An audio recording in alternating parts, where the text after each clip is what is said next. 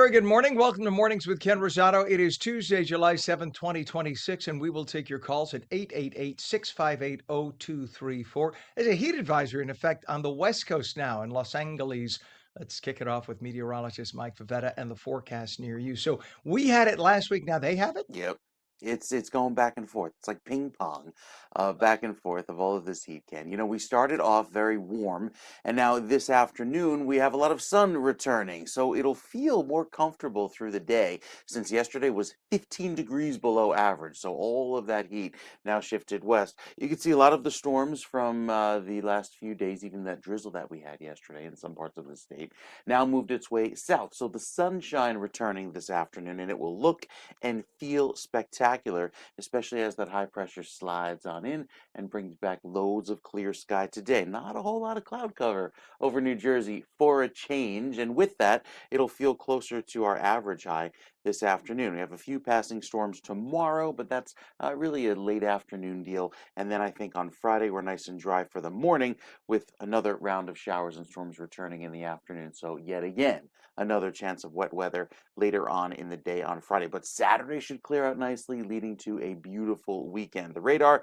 nice and clear for a change, and it'll look very pleasant through the next few days. We'll give you a check of the weekend forecast, Ken, because it's pretty pleasant this weekend with a warm up on the way. Those details coming up in a few minutes.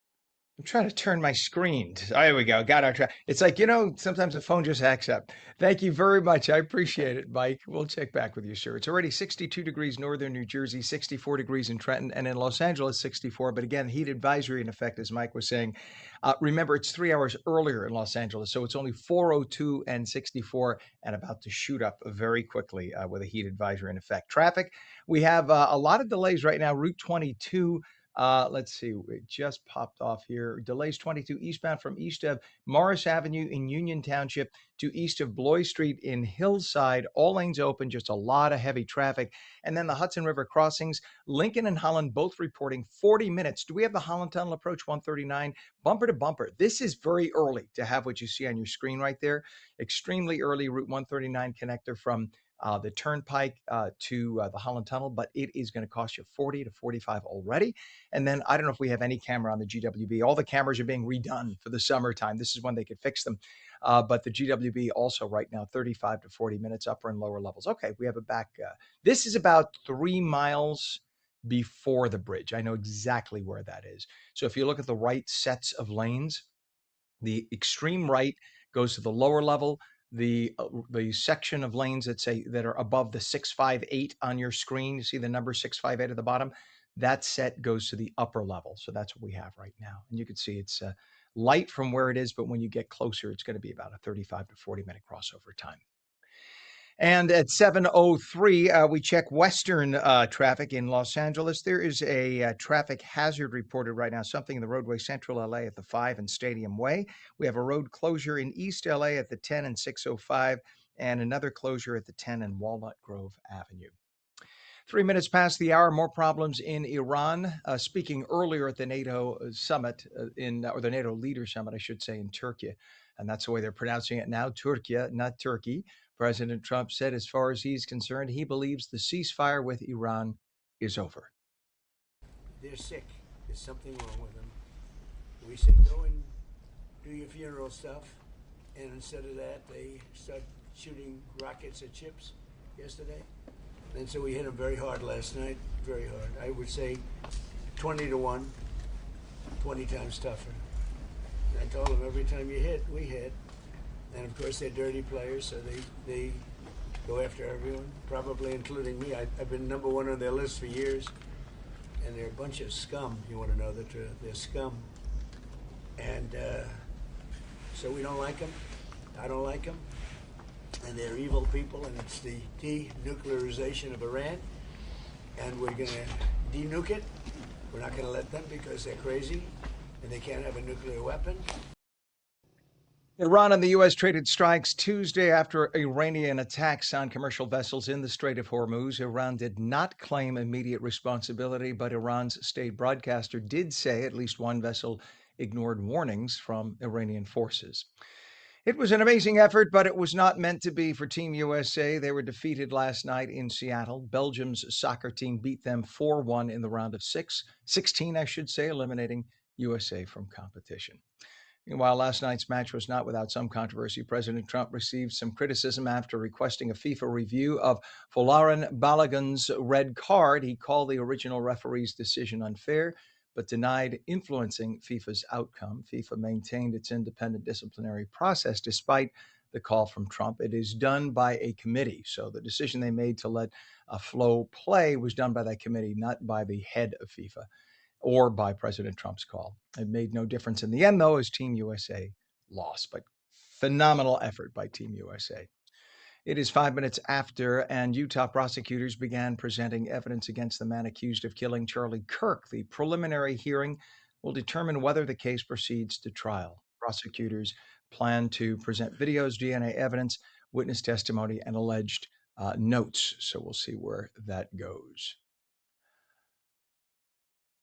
And more than 4,000 nurses. Actually, let's talk about the Midtown high rise, Pam. I'm sorry. A Midtown Manhattan high rise undergoing conversion into luxury apartments was evacuated Tuesday after structural support teams on the 21st floor, the beams there, began to buckle. Officials say the 37-story building remains unstable, prompting evacuations of neighboring buildings and road closures near Grand Central Terminal. So yesterday afternoon, there were literally thousands of employees who were evacuated into the area of Midtown around 42nd, East 42nd around 2nd Avenue, because they weren't allowed back in the building. It's not known what the situation is going to be today, but for now, again, officials don't want anyone in that building for fear that it could potentially collapse.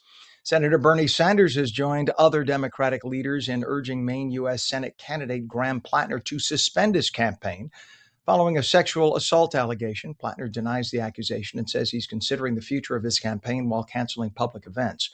The controversy has created uncertainty in a closely watched Senate race as Democrats weigh possible replacement candidates before the state's withdrawal deadline.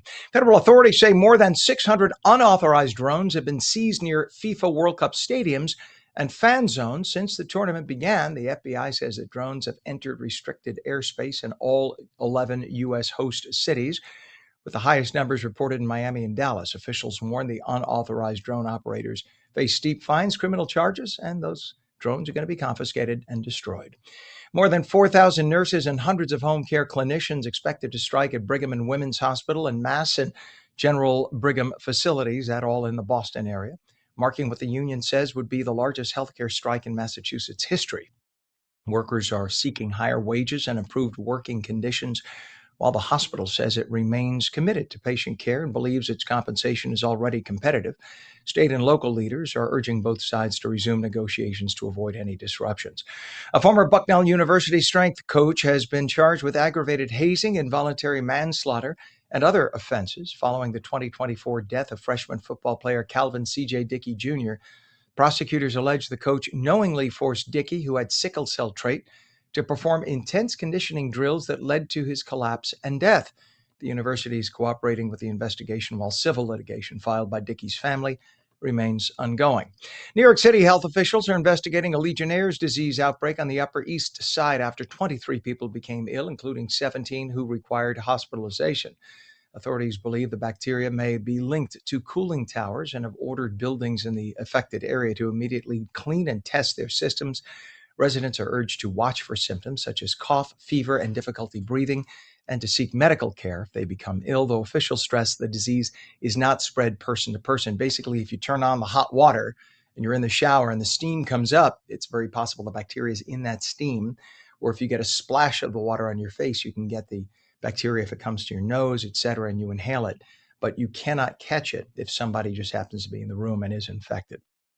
9 minutes past, Seattle's downtown has experienced a surge in visitors and business activity during the FIFA World Cup, helping to revive an area that struggled after the pandemic. City leaders used the tournament to invest in beautification projects, public events, and efforts to move chronically homeless individuals into supportive housing near major gathering areas.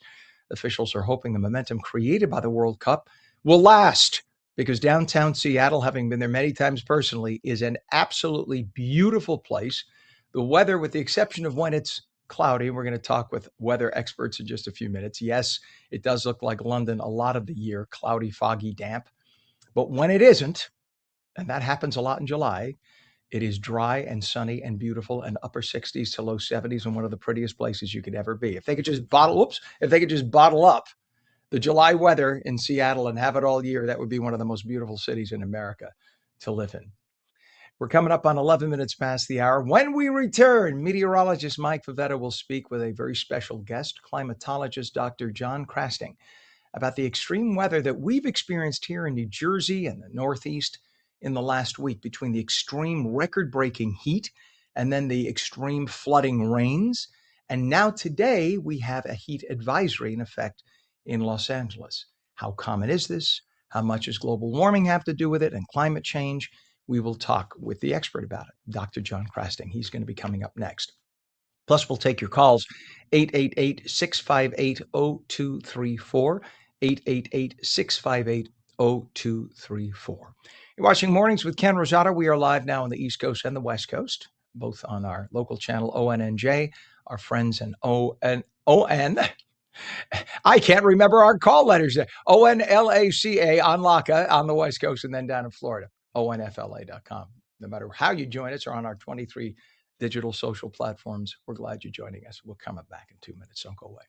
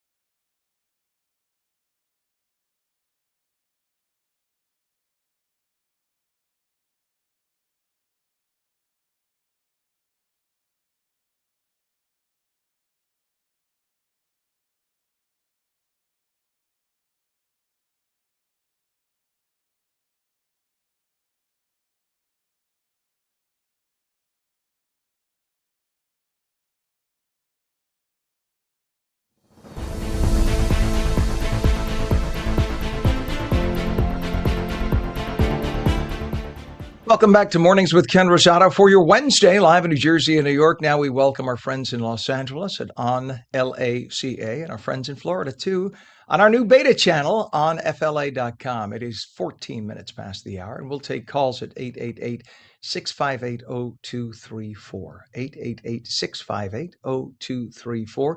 Meteorologist Mike Favetta is going to have a special interview in just a few moments with a special climatologist from Rutgers. Who knows a heck of a lot more than me, certainly about the climate, but we're going to talk to him about, I saw Mike's eyebrows go. Was it that obvious, Ken? Yes, you did. Mike was like, hey, Jesus, yes. Yes, you did. I caught that. We'll go back and check the videotape. You'll see what you did. We'll see. Now we know, Mike. Wait till Christmas time. But listen, I never pretended to be a climatologist or know about climate. That's all. But You still get your gold medal of honor, right? Your honorary meteorologist. My junior weather especially badge. after this That's winter. all I ask All I ask is the junior weather badge. Meteorologist Bill Evans refused for 20 years of being by his side at Channel 7. All I got was Hmm. a Rosato, you're not getting the weather badge. You're not getting. I don't think I asked for much. I don't think I asked for much. That's all. Anyway, but we do have a heat advisory in effect for Los Angeles today, our viewers Yeah. there. And finally, we're going to get out of the rain for New Jersey. We're done. We're done. We get the sun back for the first time in it seems like days. I know my little son is running around the house wondering when he can go back outside. He's literally standing at the door. Outside? Outside? I'm like, no, it's raining again after all of the heat last week. But the clear sky is on the way for today. Looks beautiful with a big pattern change. So yesterday we had some of that heat that remained south. Today it's even more suppressed south. And so places like Florida tap into that very hot weather today. And then we get another bump in the warm weather out west. But our weather stays nice and clear into this afternoon. Look what happens throughout today into tomorrow. That heat expands out through the desert southwest, like Ken was saying, with the heat warnings out there. And same for you down across the southeast. In Florida, another round of hot weather as that high just is parked offshore and allowing for all of that heat to bubble up even to the dangerous levels when you mix it with the humidity. Yes, we know it's hot in Florida in July, but this is unusual considering just how warm it is. There is a return to the pollen today, so if you're an allergy sufferer, and obviously the landscapers will be back out doing their thing throughout today and tomorrow. The weeds and grasses are back at the moderate level, even though tree pollen season is pretty much over. And through the next few days, we have a chance of some rain tomorrow with the weak front that passes through, giving us a line of storms probably late afternoon, so you get through the morning dry. And then Friday has another opportunity for some rain in the afternoon, and that's the front that clears us and gives us some drier weather for the weekend. And the weekend weather looks pretty decent, so that'll feel nice going into Saturday and Sunday. And then Monday starts to heat up again. The futurecast beyond that keeps a lot of the wet weather off to our west for today, but we tap into that tomorrow and then again by Friday afternoon. So with all of that said, I think we've got some good opportunities for some rain, but after all of the soaking rains, at least I think we put a little bit of a dent in our drought. We will talk more about the drought with our guest coming up, Ken, in just a few minutes. Yes, we're just going to do a little traffic and then it's all yours. Thank you very much, Mike. Appreciate it, sir. It is 17 minutes past and we have a temp of 63 degrees northern New Jersey. It's 66 in Trenton. And in Los Angeles right now, it is 65 degrees, 66 in San Diego. Quick check of traffic. As Mike said, let's go to downtown Newark, shall we? And we have a disabled tractor trailer on McClester Street. It's about a block from this shot. This is the closest camera shot we could get, but it's a disabled tractor trailer northbound of Polaris in Elizabeth, at the Elizabeth Newark actually border, right near it. So actually, right down that street to the right, that's where the tractor trailer is. This is the closest camera shot they had, as I mentioned. But right now, as a result, there is a lot of buildup in downtown Newark from that. Your Hudson River crossings, that's what we have as a mess today. We don't even have Lincoln Tunnel cams. They're out for repair right now. They're doing a lot of work in that vicinity. But right now, Lincoln is 40 minutes in. Holland Tunnel, look at this, Route 139, making your way from the Turnpike into the Holland Tunnel, bumper to bumper.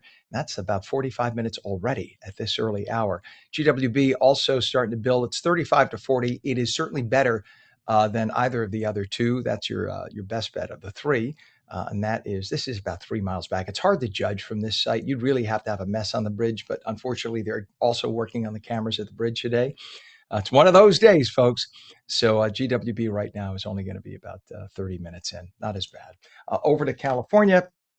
A few issues that we have. Remember, it's only 4:18 in the morning in Los Angeles, but the few issues that we have right now, a report of a fire, and this is in West LA at the 10 and National Boulevard. We have a road closure at the 10 and the 605, and another road closure at the 10 and Walnut Grove Avenue. It is 19 minutes past the hour. We've certainly seen it all lately across New Jersey. We've had record-breaking heat, persistent drought conditions, and now we've had rounds and rounds of heavy rain that have triggered flash flooding in certain communities throughout New Jersey. While those weather events may seem unrelated, they're actually closely connected. Not coming from me, coming from the experts. Joining us this morning is Dr. John Krasting, New Jersey State climatologist at Rutgers University, and our meteorologist, Mike Favetta, who has also taught meteorology. He's also been the professor Favetta. Would not want to be the guy in his class. Mike does not, he is not the guy who accepts the apple and gives you the good grade. I'll just tell you No, up I've front. failed a few students in my day. Yeah, I would have been the first. He would have been you, principal. I know, I know. Anyway, I am going to back out like this and let the two gentlemen who know about meteorology talk about it. Good morning, gentlemen. Yes. Yeah, Hey, as good he morning. exits. Good morning, Dr. Crasting. Nice to have you on this morning. Yeah, it's great to be here. Thanks for having me. And Mike, I don't know if I want to be in your class after hearing that. No, it's all about. I think it's all about following instructions, right? Making sure you're keeping up with the times. And speaking of just getting right to it, you've really have been tested by fire. Starting off with this new position, the new state climatologist in New Jersey, as they retired now, Dr. Dave Robinson, after a more than 30-year run. Wow, what a start to the month of July. Let's talk about the highlights here. We've had the extreme heat to then the flash flooding. Can you explain what's driving all of these, patterns here for New Jersey? Yeah, I mean, the heat was just incredible last week, right? I think the headline, as you've probably been reporting on, in my opinion, is this 106-degree high temperature, record high that the Atlantic City airport set on Saturday. That's an all-time high for Atlantic City. We saw 106 in Harrison on Thursday. Newark Airport hit 105 on Friday, also a record. I mean, this heat is just incredible. I mean, we're looking at the records in our office. This is potentially one of the top 5, if not top 2 heat waves we've seen in recorded history in New Jersey.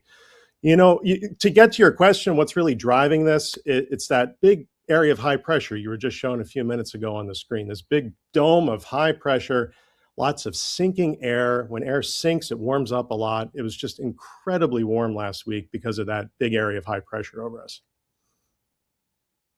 And Doctor, we've heard a lot about El Nino this year, how it seems to be growing and may become this super El Nino by the fall into the winter. How much does that play into this summer's heat?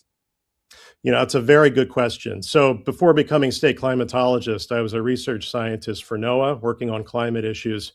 And we were looking at the potential for a record El Nino coming this fall. We honestly didn't believe the model forecasts that were coming out. And the more we look at it, month after month, we're getting more confidence in the fact that this will be one of the strongest El Ninos we've seen on record as well, too. So how does this affect New Jersey? There are 2 ways. The first part is in the summertime.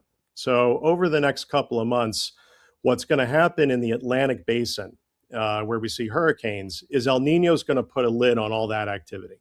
We're not expecting a lot of hurricanes in the Atlantic this year. What El Nino tends to do is it creates stronger winds aloft. That just rips apart the hurricanes as they try to form.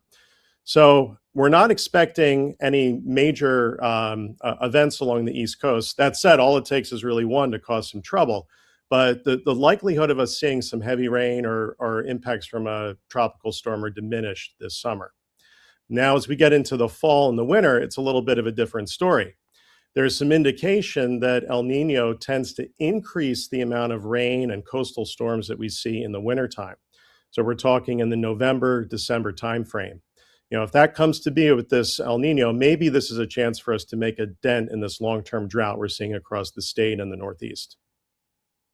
Yeah, and I wanted to bring that up because I show the drought monitor every day, and there are still sections of New Jersey in red here in that extreme drought. However, we usually rely on the tropical moisture when a big tropical storm comes up to bust the drought. There have been some areas here in New Jersey that received anywhere from 5 to sometimes, really some stations, 7 inches of rain in the last 7 days. But that doesn't necessarily bust a drought for the entire state of New Jersey. How do these localized floods and localized downpours impact the drought monitor, which updates tomorrow morning, because there are still most of the state in that moderate to severe drought? Yeah, that's a good question. So as you were saying, we had a lot of rain over the last week, especially over the weekend, Sunday into Monday across New Jersey. So the northern half of the state, on average, saw about 1 inch to 1.5 inches of rain. We also had some hot spots down near Camden, outside Philadelphia. Places like Cherry Hill, Mount Ephraim, Barrington picked up about 3 to 4 inches of rain. But the big winner was Monmouth County, eastern Monmouth County on Monday. We saw upwards of 4 to 5 inches. We're even looking at some reports of 6 inches in Neptune, and we saw the roof collapse at that BJ's in Oakhurst on Monday. This rain, it's been so dry, Mike, that the soils really can't capture that. The soils are getting all hard and compacted. So unfortunately, a big deluge of rain like this isn't enough to break a drought situation that we're in. It's going to take a lot more than that. We've seen 23 of the past 26 months across New Jersey have below average rainfall. So it's just been a little bit each month for the past 2 years, and that's accumulated into this drought situation that we've seen. So it's going to take an extended period of time to get out of it, just like it took us to get into it. And I think the flooding was a great example of that. I recently worked on a forensic case in Monmouth County where the side of a building collapsed. It was on the end of a hill, and there was a big, heavy rainstorm. And everybody's saying, "Well, how could have this building collapse when you have a big field there?" But it turns out there was a severe drought during that time. And it, if you think of like a really dry sponge, when you pour the water on, it just runs right off. That's what happened. It was like this rush of a flume of water pushing up against the side of this foundation of a building, and there you go. So drought can sometimes do that. In terms of making significant improvements to the drought conditions, if we continue on this wet track, we have this El Nino coming up that is looking to be stronger into the fall. Do we have a few more months of this drought, or do you think we'll break it by the time we get to the fall season? And maybe on the flip side, what does the climate show for going into the fall season in terms of ending our drought? That's a really good question, Mike. I'm sort of optimistic that as we get into the fall and the winter, that maybe we'll start to break the back on this drought. As you were saying, we need rain and we need extended periods of rain. That's just the kind of situation that an El Nino will bring to the East Coast and New Jersey in particular. But it's no guarantee. The odds of this happening are maybe a little bit more than 50-50, to be honest. This is sort of just hedging our bets on climatology and the long history. What I'm more concerned about in New Jersey is what happens over the summer and the next few months. Does it get worse before it gets better? That's something our office is going to keep a keen eye on over the summer months.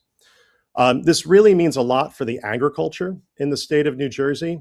In May, we had a devastating event where temperatures spiked into the 90s and then immediately froze after about 5 days. And this had devastating effects to the fruit crop across the state. So New Jersey has a $1 billion ag industry, and about $300 million worth of damages occurred in that one event. So about a third of the state's agriculture. That means that for the rest of the season, we're really relying on our staple crops in the summer. So things like corn, soy, all of that is dependent on the rainfall that hopefully we can get over the next couple of months. But to be honest, I am a little bit worried about whether or not it gets worse before it gets better. Yeah, no, that's a great point, especially with the variability and the extremes that we've seen from the heat and the rain just in the last few days. Well, Dr. John Crasting, New Jersey state climatologist, thank you so much for joining us today, and good luck getting through at least the rest of July. Thanks. I hope it slows down a little bit. Up a little bit, yeah. At least get your feet wet before we take it over. And all right, thank you so much. We come back in just a few minutes with another check of your weather and traffic. We'll be back right after this.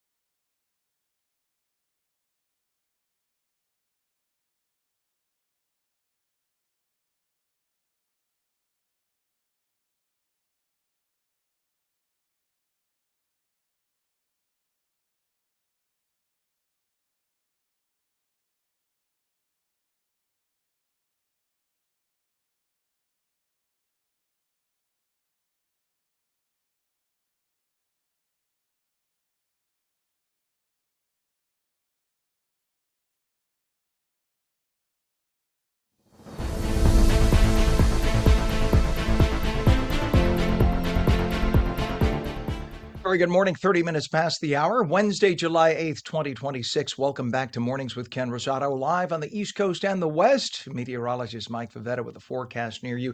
Mike, you got rid of Dr. Crasting before I could ask him why my little weather thingy sometimes has the battery die.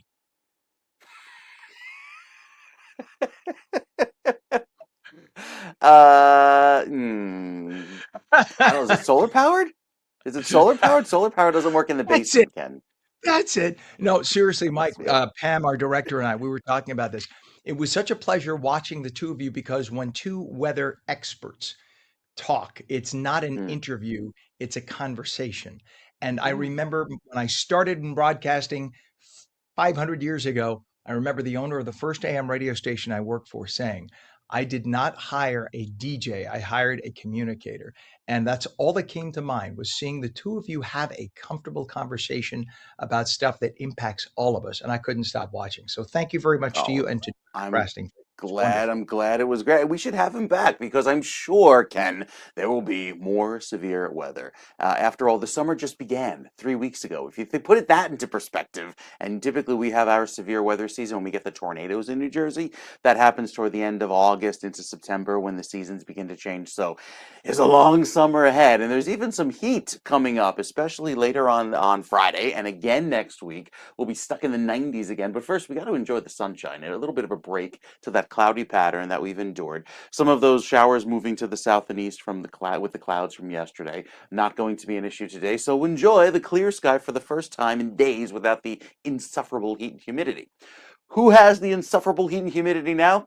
Down towards Southern California. Another round of heat arriving there with, like Ken was saying, the heat advisories, not even a marine layer each morning to cool you off, with a wind that's coming over the mountains, drying out the coast, and even pushing some of that dry air out to sea. You can see how that the cloud cover that's usually quite low there in the cool Pacific is being spread out over offshore. That's going to be the case at least until Saturday and Sunday when the heat breaks and some cooler weather returns. So the forecast there is hot and sunny, and this is typical of late June into July, where you get some of these weather patterns that set up, and extreme heat forces everyone to endure, triple-digit heat out west. The forecast until we get to tomorrow is dry. I think these storms over the Midwest start to make their way down and deliver a little bit of wet weather by tomorrow, probably late morning, early afternoon. So something to keep an eye on with a quick round of weather that provides a brief round of rain. Then we clear out for Saturday and Sunday and look very pretty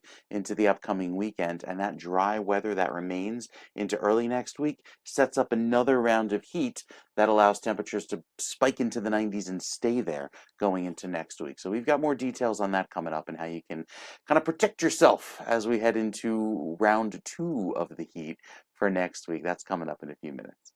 My gosh, did you just say round two? You said Round round 2, two. yes. Uh-huh.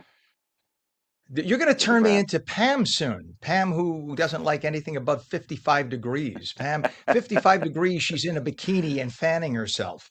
yeah. So, unbelievable. She's screaming. That is awesome. 55 is awesome. All right, sir. Much appreciated. Thank you very much, Mike. You bet. It is 34 minutes past the hour right now, and we have a temp of 64 degrees northern New Jersey, 66 in Trenton, in Los Angeles, 64, 64 also in San Diego. So mid 60s, that is the temp on both sides.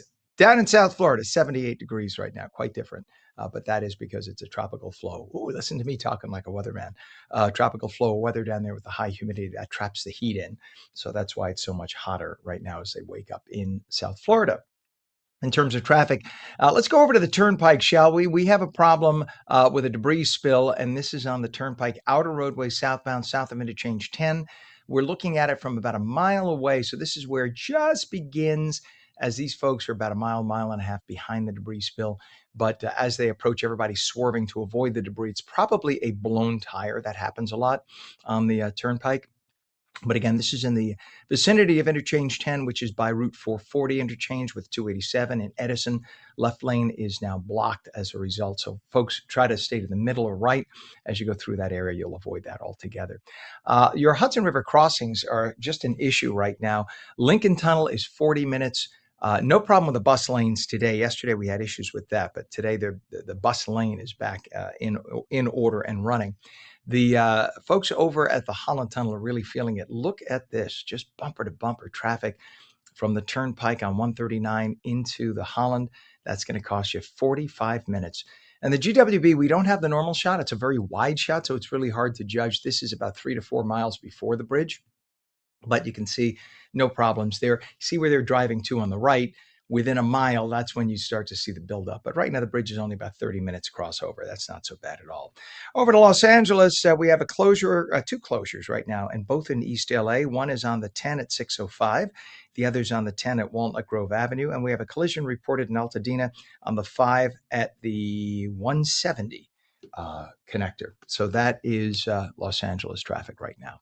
It is 36 minutes past the hour. Communities across New Jersey are cleaning up after all the heavy rain caused flash flooding, road closures, property damage, all following those severe storms. Mike and Dr. Casting from New Jersey State, he's a New Jersey State climatologist, that were just talking about this.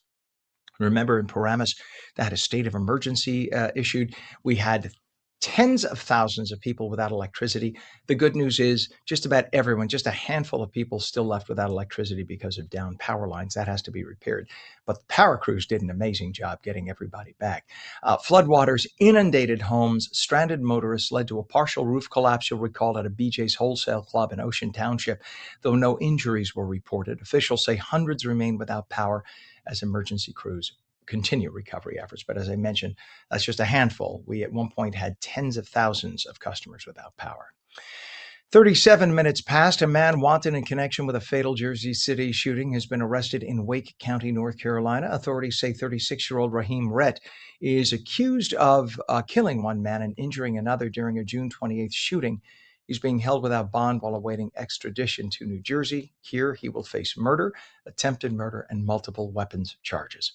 Authorities continue to investigate a fatal stabbing of 35-year-old psychotherapist and new mother, Brooke Hanlon, in Chester Township, New Jersey.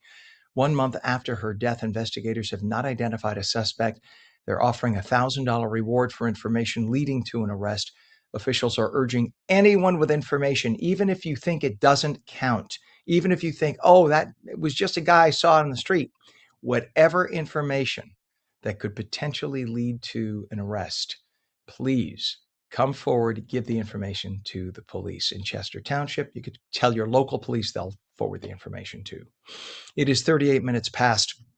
A 13-year-old boy died after a tractor overturned while he was helping a family member work on a farm in Franklin Township, New Jersey. First responders freed the boy from beneath the vehicle and attempted life-saving measures before he was taken to a hospital. Sadly, that boy would later die. Franklin Township's right in the middle of New Jersey, about 15, 20 minutes northeast of Princeton. Authorities are investigating the incident to determine whether any charges will be filed. New Jersey, New York, Gotham FC announced it will relocate its home matches from New Jersey to a new stadium in Queens. In New York, the move is intended to provide a club with a permanent soccer-specific home and enhance the fan experience. Team officials say the new venue will support the club's continued growth while maintaining its connection to the New York, New Jersey region. Sad, though, that we lose them from the Garden State. The Atlantic City Expressway has become New Jersey's first major highway to eliminate cash toll collection. Wow! No more tolls? Replacing toll booths with electronic tolling. Oh, all right. It's not that you don't have to pay your toll. You just pay it electronically. Officials say the move improves traffic safety flow, while drivers without EZ Pass will receive toll invoices by mail at a higher rate. I love how New Jersey is like only 20 years behind everybody else. New York has been doing this for 5 years. Florida's been doing this for 5 years. New Jersey's just catching up. Welcome to 1991. The problem is, New York, I'm trying to be gentle here. I'm trying to be gentle. Gentle, edit button, edit button. In New York, first couple of years that they switched over to this toll situation with the cameras, they lost tens of millions of dollars. Why? Number one, the cameras didn't catch a lot of the plates like they thought they would. Number two, they would send the bill to people and people weren't paying. They weren't paying. And it takes a lot to suspend a registration because you have to, and you can't really suspend a license because you don't know who was the driver, right? Could be anyone. Uncle Joe could be driving the car, and it's his or her fault for driving it through without a toll, an easy pass or something, and not paying the bill.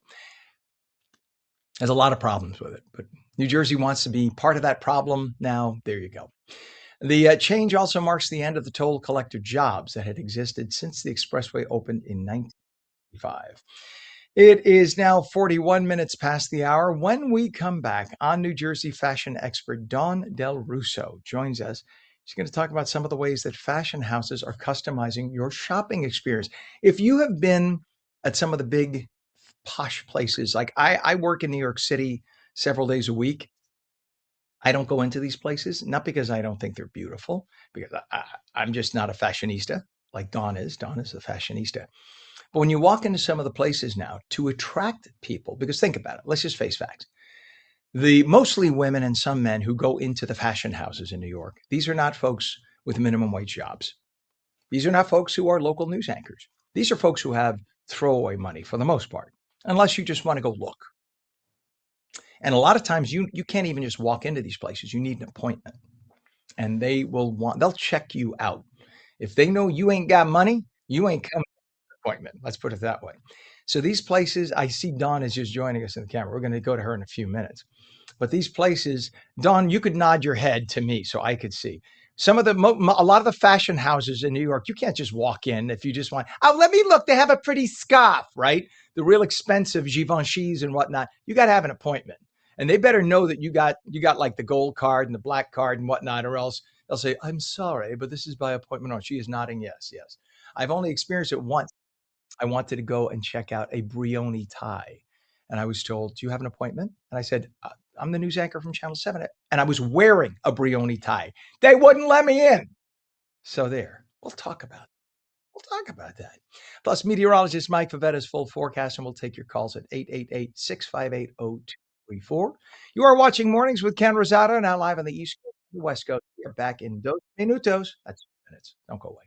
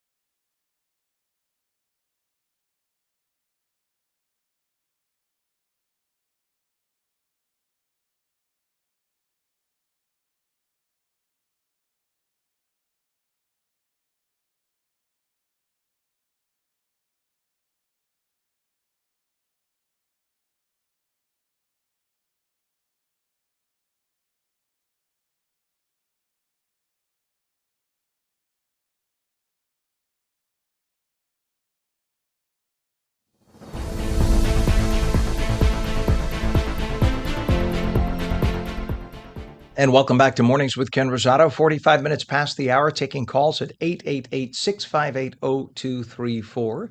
Meteorologist Mike Favetta has the forecast for your city with a heat advisory in effect for our friends in Los Angeles. Good morning, Mike.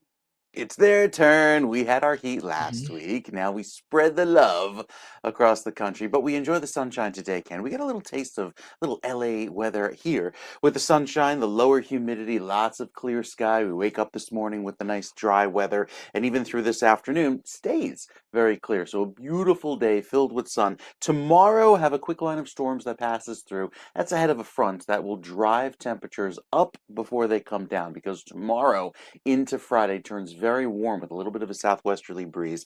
Then the front comes through later on in the afternoon, gives us quite a bit of humidity mixing with that sun and the warmth to make it feel quite hot on Friday. And then we cool things down by Saturday and Sunday. High pressure sinks in, and we have a lovely round of clear sky going into the weekend. And even through the next 2 weeks, the longer range has average heat across New Jersey. A lot of that heat out west spreading down through Southern California, so that warm weather remains there even as we head into the middle of July, with average chances of rain here for New Jersey. A lot of the wet stuff is down to the south and east, and with some dry areas there in the Midwest. Our drought will improve over time. It's going to take some time, even after all of that rain. It wasn't statewide, it was just a kind of localized events that gave us those flooding rains over the weekend. We'll talk more about the New Jersey forecast and let you know how that humidity is doing, because it comes back in a big way. It's coming up in a few minutes, Ken. Oh, I don't believe you. I don't believe you. And I know that if I don't believe you, then it won't come to pass. It's when I believe you that it'll happen. So I'm just going to close my eyes and hum. It doesn't work. All right. I thought I would try. Mike, thank you very much, sir. It is 66 degrees right now, northern New Jersey, 66 in Trenton, and it is also 66. Look at that. 666666. I hope you're not a religious person. Mark. Okay, so we have the same temp all the way across the country, from LA to New York, New Jersey, and New York. In terms of traffic, we have a bunch of stuff happening now. It's not. Pardon me. Let me just cough. It is not just accidents. This is actually delays. But let's start, shall we? Do you have the 287 cam? I believe we do. This is by Possum Town Road. So we have delays now from Possum Town Road, Piscataway Township to Route 527 Easton in Franklin Township. All lanes open, but and of course now it's lightening up a little bit. But before that was bumper to bumper. I promise you. More delays, we're told, here on Route 3 from the Garden State to Route 46 in Clifton. We have delays on 78 from exit 50 Vauxhall Road in Union to exit 49 Springfield Ave in Springfield. All lanes open. So again, it's mostly delays, just slowdowns. And a lot of it could be, there's the Vauxhall cam, a lot of it could just be sun in people's eyes as they drive. That happens because they haven't seen sun in days and days and days. So now that they see it, they're shocked. What is this stuff? The vampires are all turning into smoke. It's amazing. In terms of your not mass transit, but your Hudson River crossings. We don't do mass transit usually. We should do mass transit, but your Hudson River crossings right now, the Lincoln and Holland both reporting 40 minutes. We do have the Holland Tunnel cam that is not. They will, I'm sure, put this under maintenance before the fall because they got to clean that lens. But you can see the bumper to bumper traffic toward the center of the screen. It's a 45-minute crossover time. Lincoln is 40, and the GWB upper and lower levels, we only have a 4-mile back shot, so you can't really tell what's happening up close to the GWB. And it's starting to build a little on the local lanes on the right, but the GWB is only 30 minutes across. Over to the west coast, we have a traffic collision, Santa Fe Springs at Telegraph Road and Leffingwell Road. And there's a closure in East LA at the 10 and the 605, another closure at the 10 and Walnut Grove Avenue, both of those in East LA. It is 49 minutes past the hour. Shopping is no longer the only reason people are visiting their favorite fashion brands. More and more companies are creating an overall experience. They have cafes in their stores and wellness spaces. So you can go work out, fitness studios, go and do a workout. Take a shower, then come do a little shopping. Maybe we'll rub your shoulders while you're here. Total immersive experiences designed to keep customers coming back, and when they come into the store, to be there the whole day. We want you shopping all day, and we want to get you have a little sip of little limoncello so that you'll loosen up the credit card. Okay. Joining us this morning is fashion expert Don Del Russo of livetheglamour.com, livetheglamour.com, who has sampled a sip of limoncello or two in her day when she goes to Givenchy and some of the fashion plates shops in Manhattan. And as I was talking about this before the break, this is happening, right? A lot of these places, you can't just walk in with your friend and say, "Oh my God, look at how pretty this scarf is." If you don't go in, you're not going to get in without an appointment. If they don't know you got the black card and you're ready to spend, am I right? You are so right. It has gotten so much worse over the last few years. There's always like this exclusivity thing happening with these stores, but now, I mean, it's almost virtually impossible if they don't think you're going to come in and actually buy something.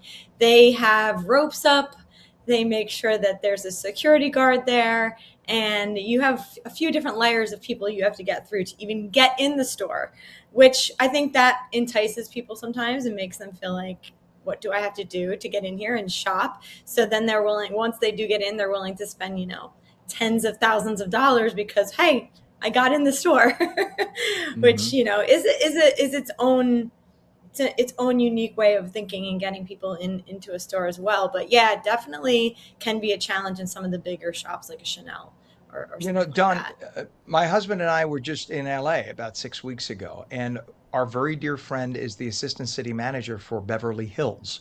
So Mm, when we walked up and down Rodeo, and which is, I say it like I'm an expert rodeo. It's the first time I'd ever been there in my life. Or I think maybe when I was a teenager, we just drove through just to see. That was it. So I'm not trying to make it sound like I'm anything there. But we walked in together and you could see security come over. And then when they realized it's my friend Keith, they backed off. But they were ready to greet us at the door. And I'm like, we were dressed nicely. It didn't yeah. matter. The people No, inside were like jillionaires. They were all jillionaires. It was crazy to watch. And we saw the cafes. They all had cafes. Every one of them yeah. had a cafe. Several of them had workout in the back. I said, when did this happen? So it's all in the last few years that they kind of expanded?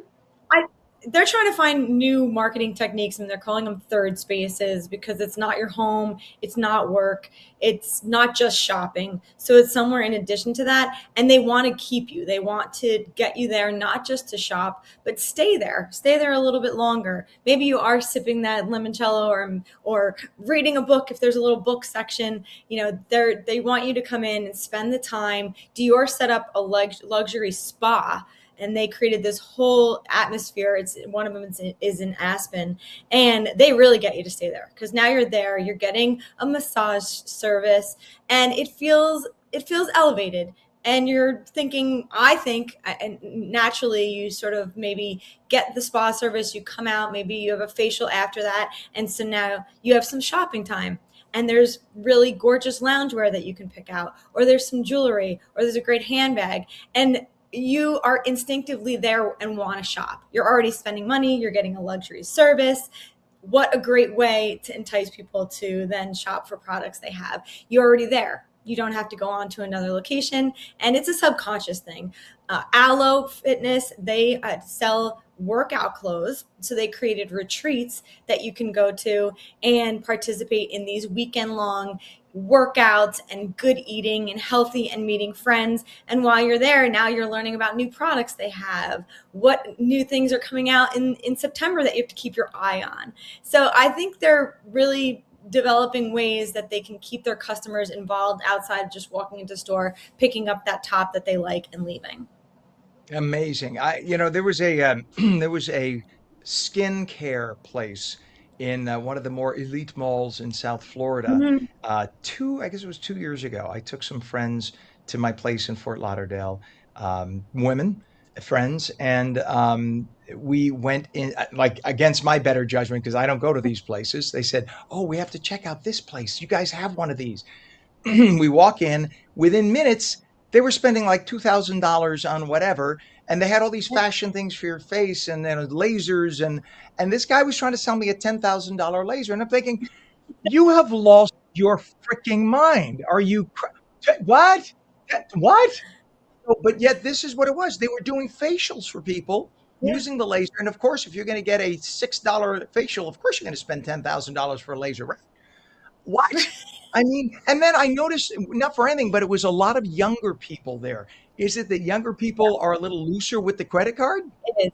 I think so Gen Z, they want more than just feeling like they're the customer coming in and shopping. They're looking for value, and that's how they're finding value. The attention that they're getting when they're there, they feel like it's more about them, less about just selling something. So I think that it evokes the shopping a little bit more. But they do it's been interesting to me because the way people are spending and younger generations are spending, I want to know how. I don't know. Are they overextending themselves and putting it on credit cards? Are they spending the money they're making and not worried about that future savings? I mean, I know, and my growing up era, people, it was all about, make sure you save for the future, make sure you have money for this, make sure your money is saved away for your home or for the things that you're going to do in the future. I don't think that's talked about as much. I think there's less worry about what's in the future, and they're all about what's right now. Like, this is going to make me happy now. I need this bag now. I need these shoes now. It's on them to know if that's a good or bad way to think. But there's a lot more of that than being what they call present. Oh, I'm in the moment. I'm living here now. Oh So my I do God. think there's a different mindset. You know, but then they talk about we do story after story that Gen Z can't afford a place to live and they're living in mommy and daddy's basement, and so it's like it's amazing. I think of my Mhm. parents, and my dad owned businesses and everything. I think my mother had she had nice clothes, but like each was an investment. And it was planned. It wasn't just like I'm going to go and spend $10,000 today. It'd be something that 6 months they would start talking about. You want to say you want a coat for Christmas, or do you want this? And it would be something they saved up for, and it was an investment. It wasn't something like on Saturday, my girlfriends and I go and try to spend 20 grand a piece. That didn't happen. And they really do. And I do think social media influences that a lot because you're seeing everyone doing these unboxings, oh, this new bag, this new Hermes bag. And I mean, I know the industry so well. And I'm even saying to myself, like, how is this possible? And now they're doing these third spaces where you're spending even more money. Because if you're there all day and you're getting a spa treatment and you're going on a retreat, and now you're also buying the products, which continues that when you leave because maybe you saw something else that you want to purchase. So the purchasing continues. They're not just in that moment walking to the store buying one thing, they now locked you in for the next, couple of years, I'd say, as a customer. Well, you could go to her website without having to have security stop you at the door and check your black card. It is livetheglamour.com, livetheglamour.com. It is a great site if you're into fashion. And guess what? Even if you're not into fashion, it's fabulous to look through. I checked out the site a number of times and I love it. Livetheglamour.com. Our New Jersey fashion expert, Don Del Russo, dear friend of the show. Always love when you come on, Don. Have a great day. Thanks. And you too. Have a great day. All right, you too. All right, 58 minutes past the hour. For those of you watching on LACA on the West Coast, stay tuned for your local news. If you're watching on New Jersey, we will be right back live with New Jersey news, opinion, weather, and traffic. Don't forget to call us, 888-658-0234. Thanks for watching Mornings. We're back in 2.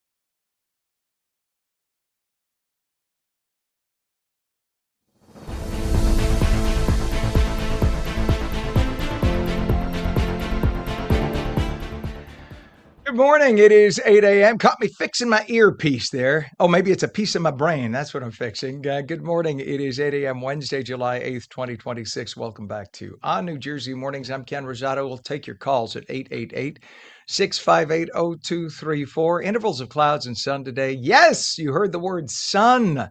Highs low to mid 80s. It is a sunny summer day once again. Meteorologist Mike Favetta with a full Garden State forecast. Good morning, Mike. Good morning, Ken, but it's without the insufferable heat and humidity. So sun you can enjoy on a day like today, Insufferable. and it'll even last into tomorrow. Beautiful weather ahead. As we start off this morning, around 70 up in Newark, 64, back over toward Flemington, and with temperatures running 4 or 5 degrees warmer than yesterday. That's average for this time of year. The dew points are the temperature where the air is saturated in the 60s. That's comfortable, summer-like, but not terribly humid. Even going into this afternoon, we remain warm, but not too hot. Highs approaching 90 there in the northeastern corner of the state, and then once more into the 80s again tomorrow before we have some afternoon storms come through. So I think it's a sunny start to the morning tomorrow with a brief round of afternoon clouds and showers, and then a hot day on Friday. Friday's going to warm up very quickly, even at the beaches. You see there toward Toms River, 93, back toward Trenton, 95 degrees, and then we have some late afternoon storms that arrive just after lunchtime, clearing by the evening, leading to a drier and more pleasant finish to the weekend and a beautiful start to the day on Saturday. Lots of clear sky ahead for this weekend. So looking forward to that. The next few days, warm, yes, humid, especially by Friday, and then cooling down just a touch to sunny and 85 by Saturday. All right, Mike, thank you very much, sir. Appreciate it. It is 8:03. We have a temp of 66 northern New Jersey, 66 Trenton. It's 64 degrees in Cape May and 67 degrees now in Vineland. In terms of traffic, let's go right over toward the Philadelphia area. Actually, this is 295. We have a crash northbound 295 at exit 29, Route 30 in Barrington. Center lane of 3 lanes closed. Well, now it looks like the center and the left lanes might be closed. And that is causing about a 2-mile delay. You can see they're making their way through at about 15 miles an hour, but nonetheless, it backs up quite a bit because of that. So just watch out for that. In terms of your Hudson River crossings, we by the way, a lot of slowdowns. If I listed all the slowdowns, it'd be 20 minutes. So I think a lot of it is sun. I'm serious. The sun is out brightly this morning. I think a lot of people have driven for over a week without sun. And so now we have sun in their eyes and they're not used to it. So we have delays on every roadway, but not crashes. That is the good news. If you go over to your Hudson River crossings now, Lincoln Tunnel right now is 40 minutes in. Holland Tunnel is 45 to 50. Look at Route 139, making your way from the turnpike to the tunnel itself, or the tunnels themselves, and it is bumper to bumper. The lanes that are moving on the left side, those are local lanes going into Jersey City, so they're not impacted. It's the ones that are above my name, Ken at, you see that? Those are stopped. That looks like parking. It's not. Those are lanes of traffic, and that's going to cost you 45 to 50 minutes into Manhattan. GWB, upper and lower levels, actually moving fairly well, 30 minutes in. The camera shot we have is a little misleading because it's from 4 miles back. That's the closest we have today. They're working on the up-close cameras. But again, that's going to cost you about 30 minutes. That's not so bad when you get up close. That's actually pretty good at this hour. And that is what we have for New York and New Jersey area traffic. It is 4 minutes past the hour. For more than 70 years, Storybook Land has been a summertime tradition for New Jersey families, creating magical moments for generations of children. And this month, the family-owned amusement park is celebrating its 71st birthday with a full lineup of special events from birthday parades and fire truck demonstrations to Christmas in July.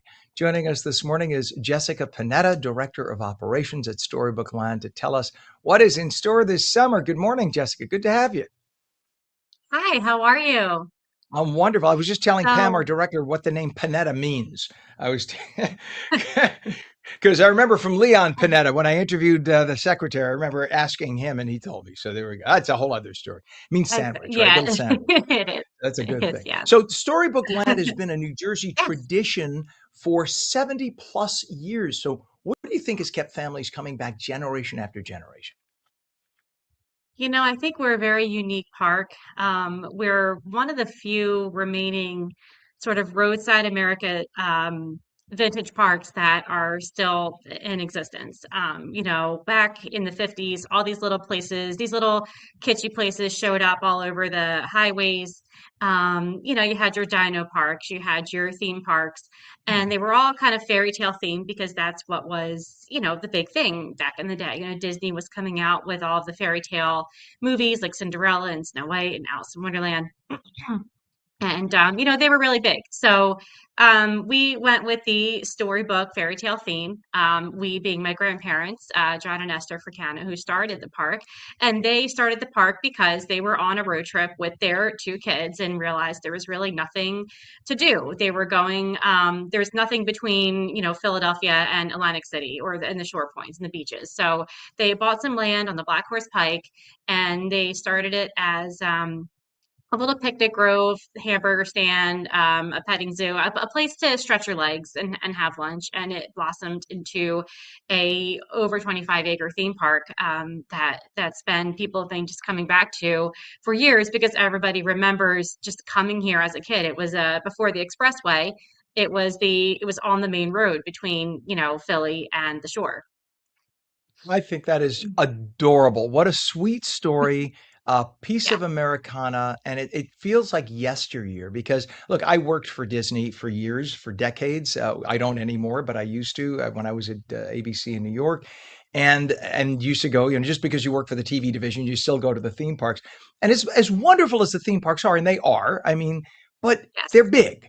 They're big. They don't feel Yes. like the idea of the birth of the theme park like that. That is something that is endemic to local to, and it's so special Hmm. for New Jersey.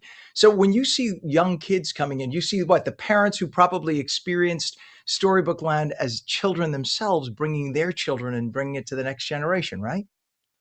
Yes, and we're seeing grandparents too, and we're starting to see some great grandparents come in. So that's really exciting.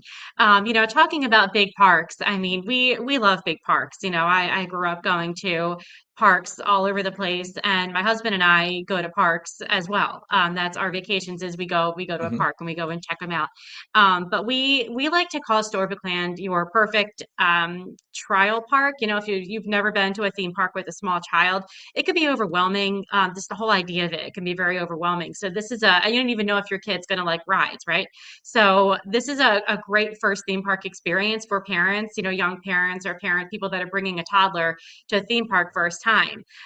It's very safe. It's just their size, just the right perfect size for a kid. Adults can ride the rides with the kids. That's a big misconception. Everyone thinks it's, oh, it's a kids park, so it must be kid rides.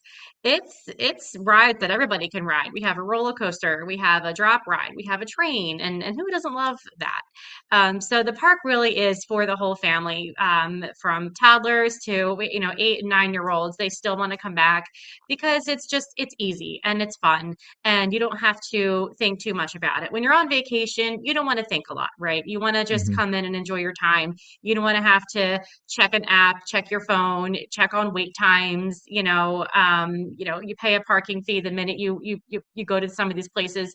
We have free parking, we have shade, and we just have a very relaxed and calm atmosphere. We're covered in trees, and it really is a little sort of enchanted forest of little attractions and rides and just things for the whole family.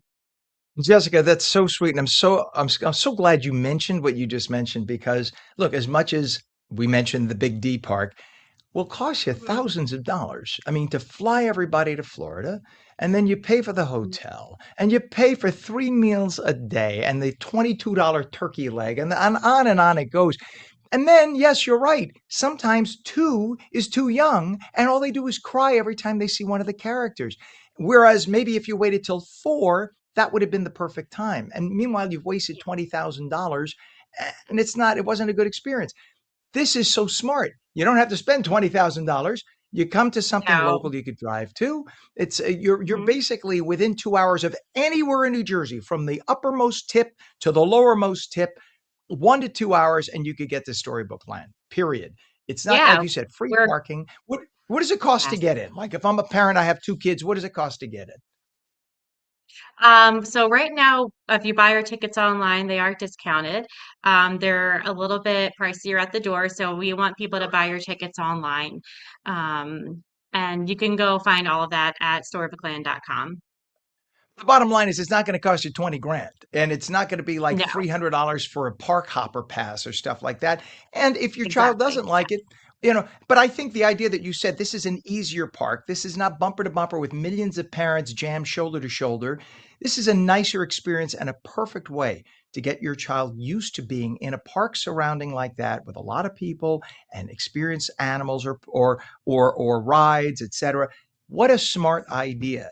And again, you predate the Big D Park anyway. Your grandparents or whatever, right? Was it your grandparents who came up with this idea? That predates the Big D, so that's a good thing.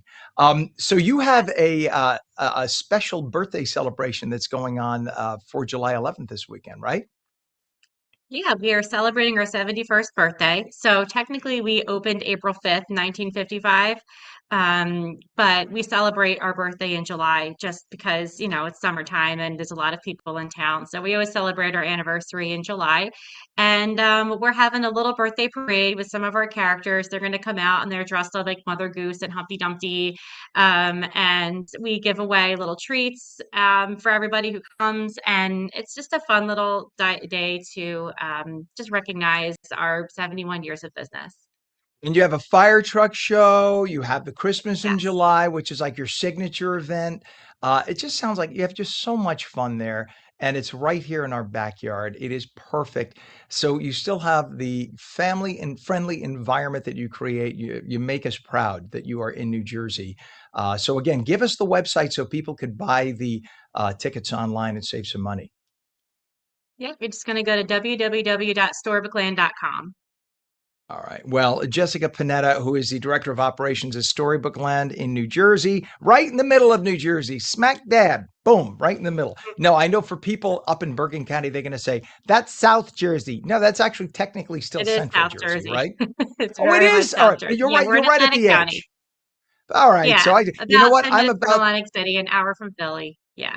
I'm about to move more towards central, like literally right near, not too far from Hillsborough. So for me, that's central, and then like Vineland, I think Yeah. of as south. But there you go. But you're right at the edge. You're probably going to be 20 minutes from where I'm going to be moving to soon. So we'll check you out. It Probably. is Yeah. fantastic to have you on. Thank you, and thank you to your Thank you. family for doing this all these years. Thank It's you. wonderful that you're in New Jersey. Have a great rest of summer. Thank you. You too. Thank you. Thanks for having And me. thank you for coming on. That's so fun. It makes me feel like a kid again. Storybook Land. Check it out.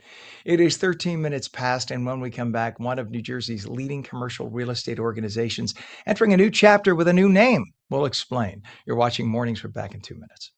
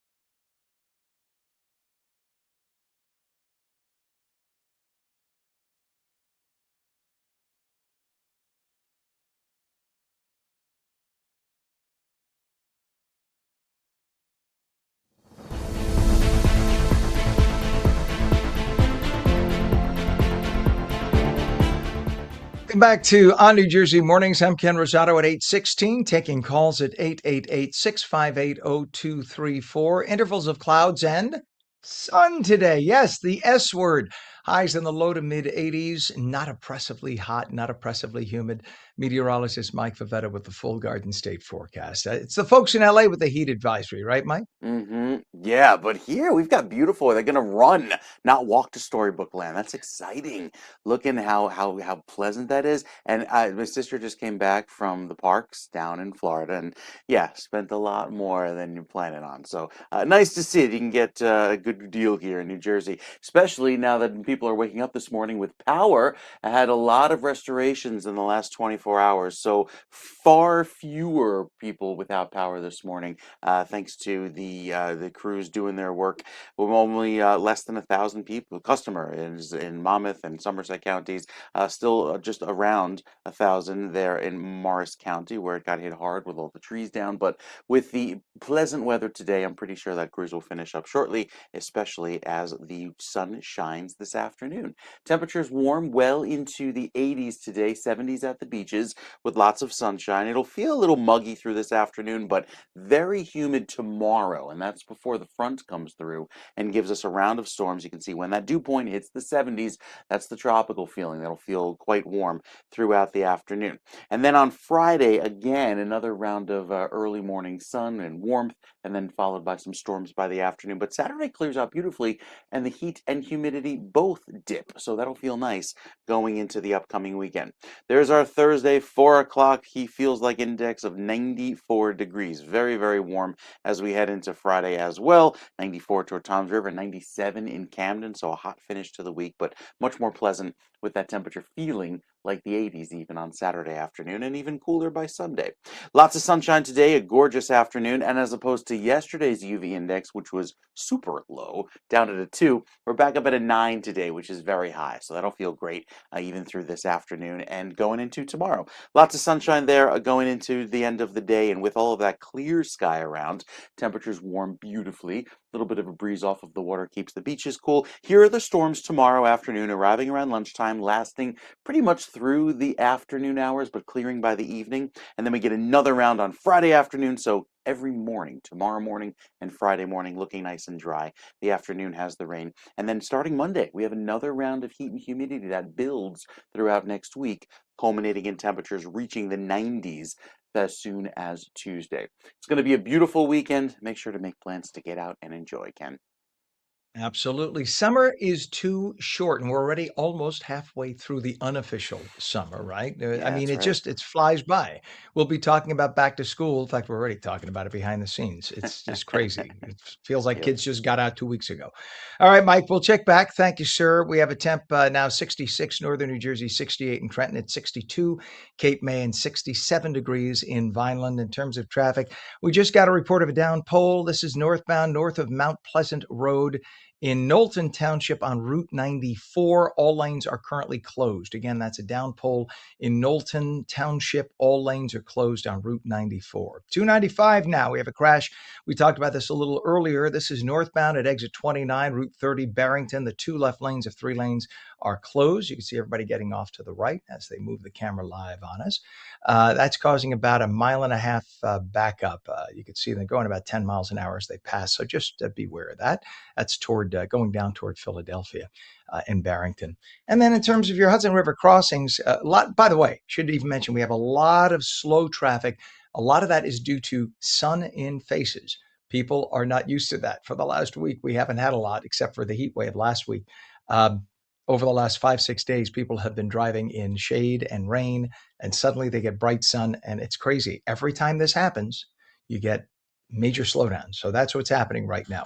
A lot of slowdowns, but at least not tons of accidents.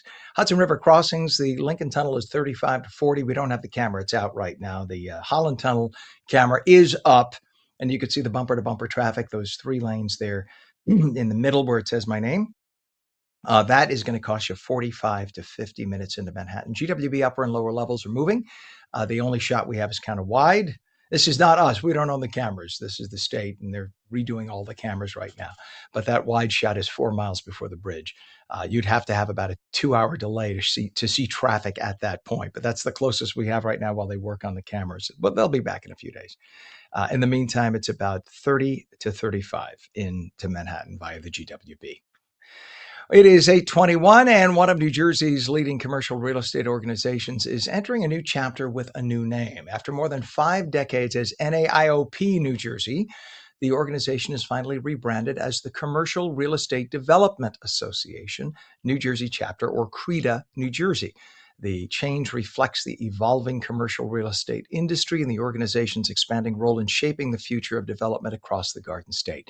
So let's say good morning to Dan Kennedy, CEO of CREDA New Jersey, to talk about what this rebrand means for the industry and what's ahead. Good morning. Good to have you on. Good morning, Ken. Thanks for having me. Well, definitely. When did you first come up with the idea of changing the name, and what was the impetus behind it? I'm sure after 55 years, I'm sure you did a little research and said, you know what, a lot of people, this isn't registering with people. Is that basically what Sure. happened? Yeah, in New Jersey, we're part of a North American network, and the decision making happens through that network. The New Jersey chapter essentially has members on that North American network, and that was a big decision made by our entire network. We're in 57 metro area markets throughout North America, including a few in Canada. So what a lot of folks don't know is that while membership to our association, we focus clearly on New Jersey, you get the benefits of being part of that North American network. And it was started in New Jersey by a group of developers that were focused on office parks. So the IOP was industrial and office parks of NAIOP. And the market's changed. Those leaders and developers had a great vision to really become a team of rivals. You've got folks that are typically in the business community, perhaps working together in some ways and also competing in other ways. So it's a really great team of rivals here that we have. And it was just time to evolve the name of the organization because the members have evolved. They've gone from office parks to industrial to mixed-use multifamily, all the things that New Jersey needs to live, work, and play. So it was about time for us to make this move, and we're really excited about it. And I'm 59 years old, and I've seen what commercial real estate, how it's changed in that time. I'm from Lower Westchester County, New York, right Mhm. across the bridge. And I've watched it go from, oh, we have the local downtown to the malls. I saw it all go to the malls, and everybody said the downtown is dead and everything is going to be malls. Then I saw it go to strip malls. Now I see it going back to downtowns. There is really an evolution. And then mixed use, too. That's another thing. Mixed use, which, Right. 20 years ago, they would have said, are you crazy? Who wants to live where you shop? That's all people want. So you've seen this, and where is it headed next? Where do you see it going for the state? Is it back to the downtowns? Yeah, it's transit-centric places, places that have rich access to trains and bus lines and light rail is an area. So it's not just the downtowns; it's areas that do have access to those transit opportunities. We still benefit and play off of the urban centers of New York City and Philadelphia. So a lot of folks, while they are working from home a bit more these days, of course, they're still commuting into the office more and more so in person these days compared to the last couple of years. So yes, we are evolving with the consumer and demographic trends, and the younger people are looking to live in more dynamic 24/7 places. And folks that are retiring are selling their single family homes perhaps and deciding to move somewhere closer to entertainment and healthcare and perhaps their families. So it's we only respond to market conditions and market needs, and that's essentially what we're doing. For years, there was a lot of opportunity out in the suburban areas, and there's still a lot of opportunity in suburban areas in redeveloping and repurposing those older office parks and the older malls. You're seeing it dynamically happening today in the marketplace in places like I grew up near Monmouth Mall in Eatontown. You can see what's happening with the evolution of that. That was my mall growing up, and now it's going to be not only somebody's retail center, but it's going to be someone's place to go to Whole Foods and to live and to go to dinner. So it's evolving only because folks' interests are evolving, and that's our job is to respond to the interests of the marketplace. Yeah, Dan, I don't know if you're familiar with the city of New Rochelle, New York, which is just over. I mean, that's where I was raised. New Rochelle was a sleepy city, about 70,000 people when I was growing up. But I used to think to myself, because I went to high school and college in Manhattan, and I used to say, all right, there's a 27-minute train to Midtown. It is on the Long Island Sound, and yet they do nothing here. It's just a beat up old downtown with like rotten down buildings. And sure enough, today, all of downtown is built up. There are about 9 skyscrapers right next to the train. Finally, somebody woke up and realized what we've been thinking about for 80 years. And you have a waterfront that now they're just beginning to develop. It is about 5 miles on the Long Island Sound that was just sitting there with just a couple of houses. And I thought, what is wrong with people? Nobody saw outside of like this little tiny section of New York City. But that's happening in the beautiful state of New Jersey. And we have so much of that. We have so much coastline and we have so many beautiful little downtowns that it's great to see this. Do you see the next 10, 20 years of just boom in New Jersey? Because we, as much as big corporations are threatening or actually leaving, we have so much more to offer in the Garden State than a lot of other municipalities around the country. Yeah, we do. I'm a lifelong New Jersey resident. I'm a giant cheerleader for that investment in New Jersey, both at a professional and a personal level. I've seen firsthand what you're talking about in New Rochelle. The evolution of that downtown has been something really great to watch. We have those same stories in New Jersey, Ken. New Brunswick, Newark, Jersey City, Hoboken, others, even some spots in South Jersey, Camden was down on the waterfront last week for a meeting, and great things happening in the city of Camden on the waterfront. So yeah, we see huge opportunities for that revitalization. We look forward to playing a role in making sure that revitalization happens in a way that's quick and efficient. Affordability is a giant issue in this state. Just making development more expensive doesn't help with affordability. So we are trying to, through our network of advocacy, trying to communicate and work with state government officials in different ways, so we can help them understand how some of the rules and laws impact our ability to create those dynamic spaces in these downtowns. There's a lot of site redevelopment issues in these places. It's expensive to build. It's complicated. It's tight.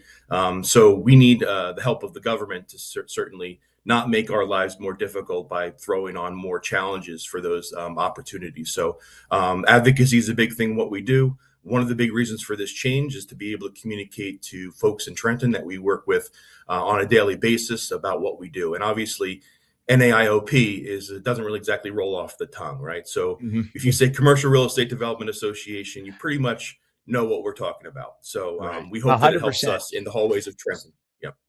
100%. And I'm just, as we're out of time here, but I just want to mention that I'm so glad you mentioned Camden, because if anyone doesn't know that area, you go to Camden County. Camden County is fantastic. It is a great area. Then you had the city of Camden, and the problem was crime.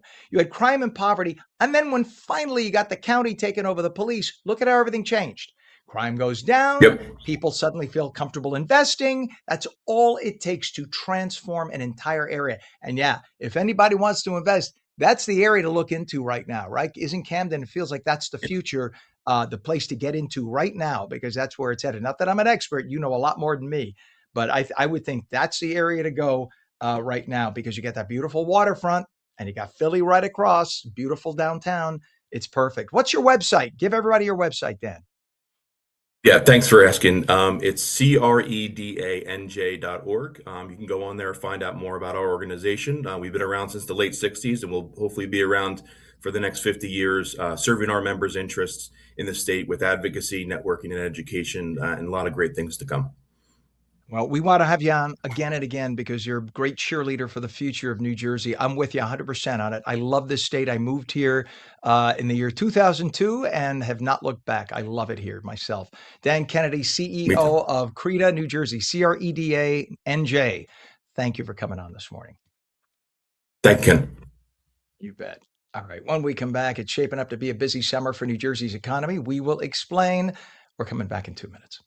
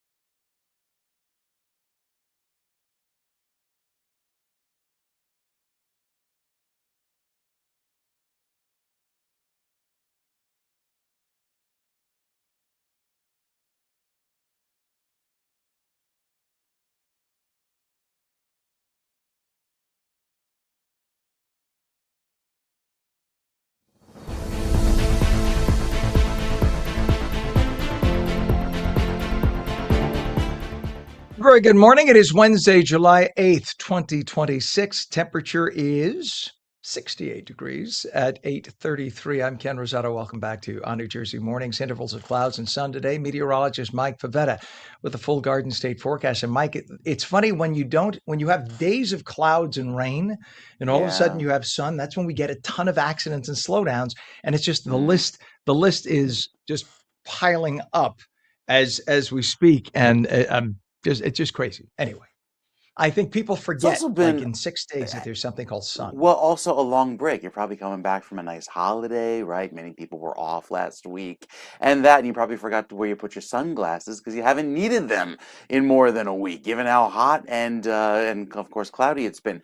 Look at this is my favorite view of the day. The satellite picture showing all the clouds clear across New Jersey. We're dry right now. A lot of the clouds now over, say, LBI and south toward Atlantic City and Cape May. But beyond that, a beautiful start to the day with nice dry weather. No heat alerts. That's a nice change, and we'll keep it that way at least through the next few days with the dry, warm weather around. Temperatures in the 70s today at the beaches, 80s inland, very comfortable with the low humidity thanks to a nice dry northerly breeze. The pollen is back today, and that's due to the drier conditions with weeds and grasses being the predominant allergens.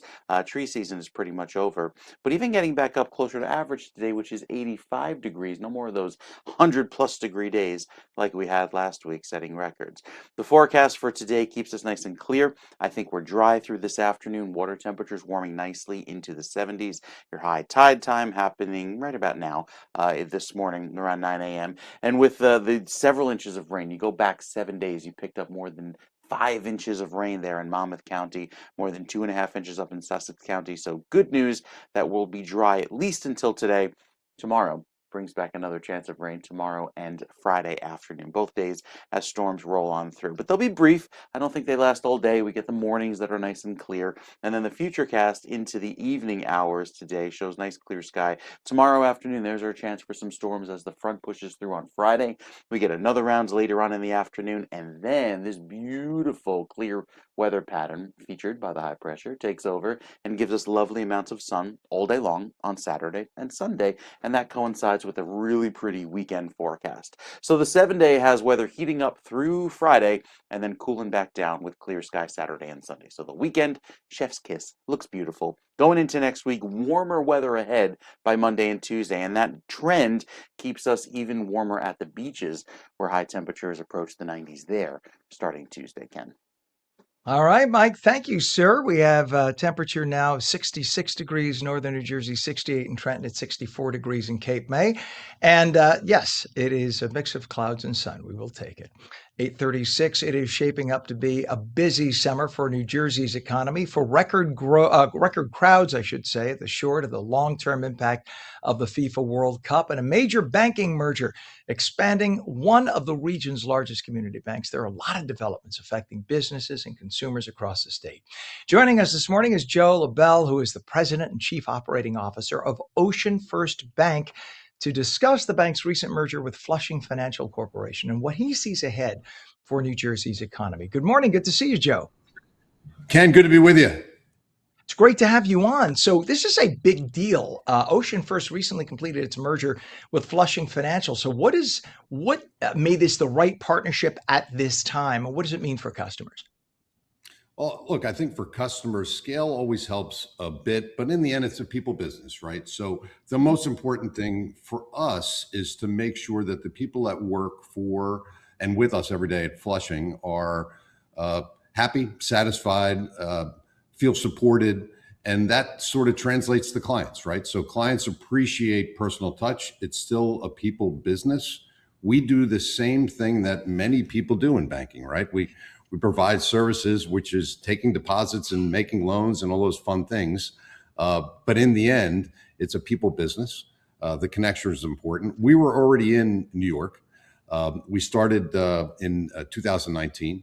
So the opportunity for us to further our foray into the dentist market in the country was something that made a lot of sense for us.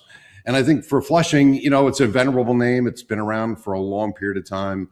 It's an opportunity to put two pretty well-known regional banks together and provide a little bit more scale, a a little bit better product set, and the opportunity to compete at a level that is commensurate with what clients want today.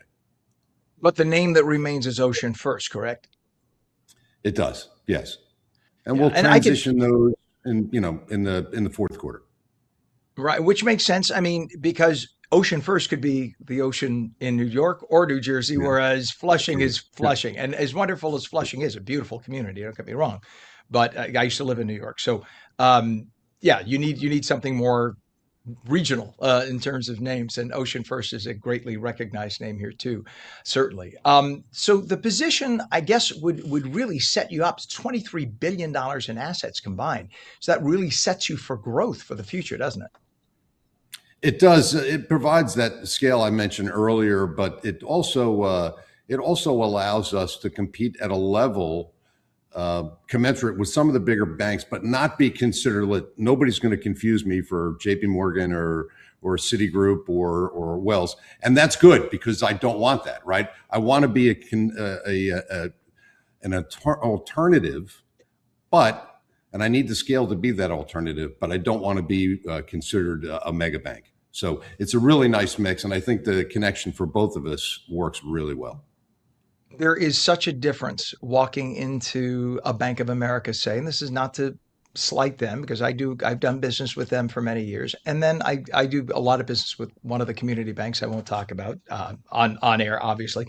But there is such a difference from the moment you walk in to even dealing with, I got my mortgages through the community bank, not the big bank. And they were able to create deals for me that they couldn't even think of putting together at the big bank, so to say. But the nice thing is you have the assets to play ball, but yet you still run it as a community bank. So maintaining that local approach is very enticing to people. Well, I think for us, the main thing has always been push down the authority to the people that are in the community. So the people at the branch level, the people at the local commercial lending office, those people need to have authority.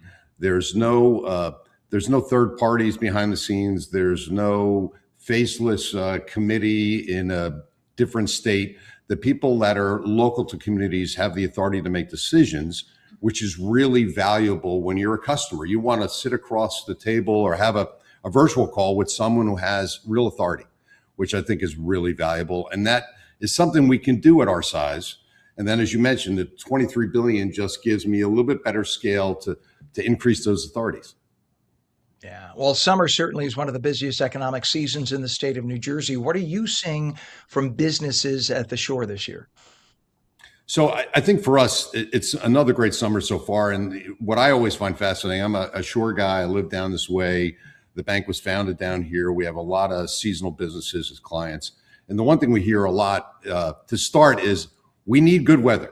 And the good news is we've largely had good weather. Right? Mike was just talking about that with the weather. So that's a positive. I also think that the World Cup has helped a bit. And it's a little bit of a combination of factors, right? So we have folks that schedule their vacation weeks well in advance, sometimes years in advance. They take the same house at the shore every year. And then we have the weekenders that come down. And I do think some of the weekenders have been adversely affected by the fact that there's a lot of hotels housing World Cup attendees. But that's okay, because in the end, that's still tourism, it's still spending, it's still shore-based in a lot of the areas, which I think is really valuable. Yeah. Just for people who don't understand the difference, talk about, we have about a minute left, the role that community banks play in helping specifically seasonal businesses prepare for and capitalize on the busy summer months, because community banks can really do stuff that a lot of the major corporate banks can't. Yeah, well, look, one, it's dollars, right? Our average loan size is going to be a little bit smaller.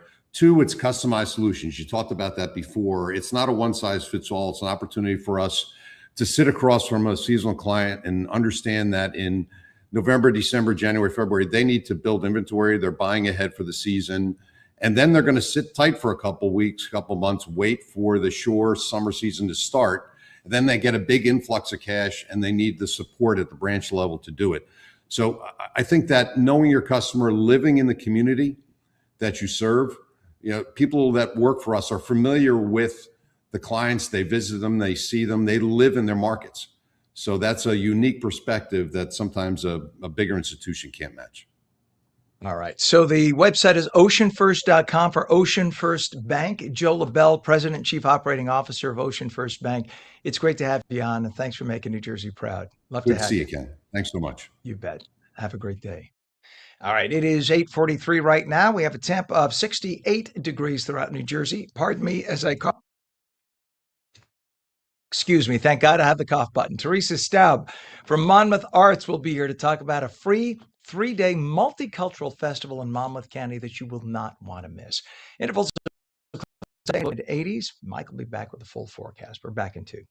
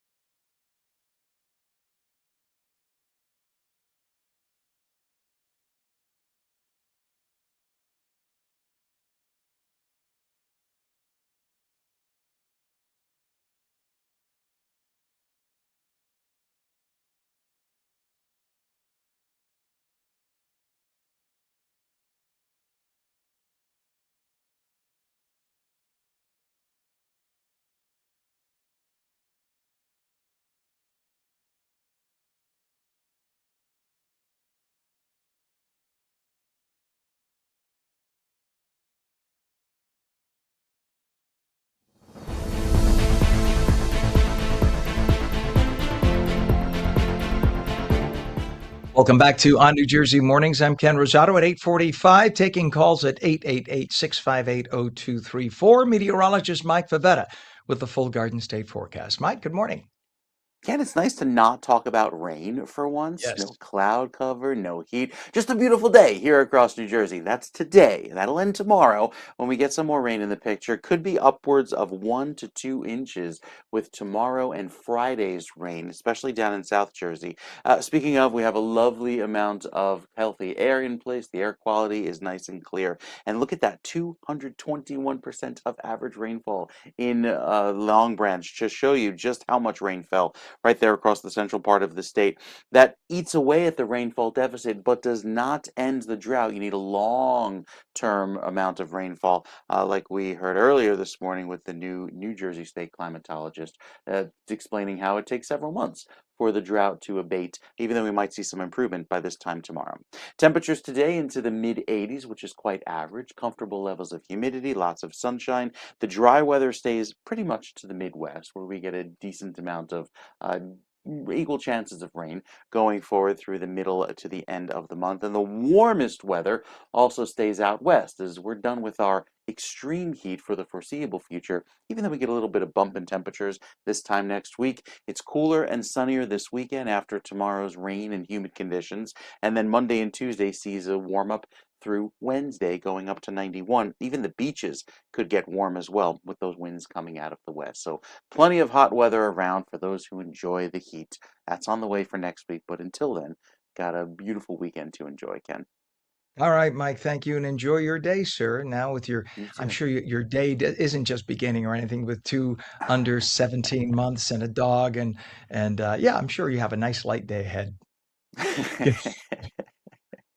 Thank you, sir, for a very good day. We'll catch you again tomorrow. It is 8:48 now, 68 degrees northern New Jersey, and in Trenton, it's 65 degrees in Cape May down by the water. A little bit cooler off the ocean. That's a good thing.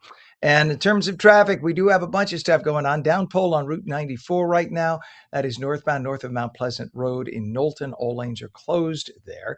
Let's go over to 295, shall we? This is down in the area of by the tunnel. It takes you in toward Bordentown in that area, West Deptford. And take a look at what we have here in 295. The northbound tunnel entrance, just bumper to bumper. It's going to cost you about 10 minutes getting into the tunnel, just due to a lot of sun in people's eyes and volume at this hour. Not a major issue, no crashes or anything. Hudson River crossings, the Lincoln Tunnel is going to cost you 40 minutes in. Holland is 45 to 50 as we look at 139. Bumper to bumper, making your way from the New Jersey Turnpike into the tunnel itself and across into Manhattan. And the GWB is a very good ride, only 20 minutes in, upper and lower levels moving very well, 8095 approach into Manhattan. This is a 4-mile stretch back, so it doesn't really give you an idea of what's happening. As you get very close, there's a little traffic, but we don't have that camera today. Everybody doesn't have that camera. It's out. It is 8:49, even though we are still in the middle of summer. Monmouth Arts is already looking forward to a major fall celebration, bringing art, culture, and community. Long Branch Culture Around is, Culture Around the Corner is a free 3-day multicultural festival. It runs from October 2nd to 4th in Long Branch, featuring live performances, local artists, global food, and interactive experiences that celebrates how diverse Monmouth County is. And with us this morning is Teresa Staub, who's the executive director of Monmouth Arts, going to tell us more about it. Good morning to you, Teresa. Good morning. Good morning. It's a pleasure to be here. Well, a lot of people think that, if you have something going on in October, well, you only start organizing it September 15th. That isn't the case. You're all set to go. You're working it all out right now to make sure this works out. Talk about That's the history of Monmouth Arts and Yeah, what sure. led up Monmouth to it. Arts has been around for 55 years. We're the official arts council of Monmouth County. We provide the community all types of arts programs and services. And just some of the things that we do is the Monmouth Arts Teen Arts Festival at Brookdale Community College for over 2,000 teens. We do the Monmouth County Senior Art Show, which is coming up in August. We do an Arts Education Awards. And a new program that we've created is called Creative Expressions Arts and Wellness Program, where we provide free arts programming for underserved youth, seniors, and adults in need. And we're going to expand it to help military families as well as individuals on the autism spectrum. So that's just a tiny bit of what we do. To learn more about Monmouth Arts, you can go right to our website at monmoutharts.org. So you then came up with the concept, as if you didn't have enough on your plate, of Culture Around the Corner. So what Right. inspired Monmouth Arts to create that as a multicultural festival? Yeah, we were very pleased to receive a grant from the NJEDA, the New Jersey Economic Development Authority, to produce this festival. They We were just one of 5 organizations in Monmouth County to receive it, and we are just so delighted to be able to produce this for the community. And it's, of course, a unique community. Monmouth County is certainly unique. And Yes. there's also, I mean, a lot of culture in Monmouth County. You have people of all backgrounds in the county, and you have the perfect location in the state in terms of, you're right in the middle of everything. So Right. why do you think it was so important to create the event to highlight that? Yeah, Long Branch specifically is just such a diverse community. Um, they have the Portuguese, Italians, the Jewish community. So it was the perfect location for this festival. That, of course, just as you mentioned, the state is also very diverse. So we are going to bring various artists throughout the state that will celebrate the diversity of New Jersey. So we're going to have Hellenic dancers representing the Greek community, Peruvian dancers, various singers. It'll just be 3 days of nonstop entertainment, and it's free, as you mentioned. So everyone is welcome to attend. And I'm sure there's going to be 3 days of different foods too. One of my favorite things to come out It is for. one of my favorite things too. And yes, there will be food throughout the festival. We'll also have artisans. We have so many talented artists throughout New Jersey selling their artwork. We're also going to have the community participate in various workshops, and really, I'm very excited about it. And yeah, again, the community is welcome to attend. And you have hands-on activities too. So you wanted to create an experience that appeals to everybody from young to old, correct? Yes, exactly. So you can definitely get your hands dirty, get in there, create art, and it'll be just a great experience for the whole family. You're also activating different public spaces all throughout Long Branch. This isn't isolated to one little specific area, right? So it brings art into the Right. entire community. Exactly. So Friday night, we're going to kick off the event at Slocum Park and the Long Branch Public Library. Where the next day, we're calling it our largest day. We're going to have 2 stages, which will be set up right behind Brookdale Community College. And then on the third day, we'll be at Whitechapel Projects, which is a beautiful restaurant. So yeah, we're going to touch all different parts of Long Branch to get the community involved. And And it certainly really, we are. Oh, go ahead. I'm sorry. I'm sorry, I didn't mean to step on you. I was going to say it also helps really support local artists who many people may not even know were there. And then they'll realize, wow, these people are right here in our community. And businesses and the creative community. But you have a lot of businesses that a lot of people from a neighboring town may not even realize existed. But now you give them reason to come there, walk around and say, hey, look at that cute store. Wow, this is a great little empanada shop. I'm just making that up.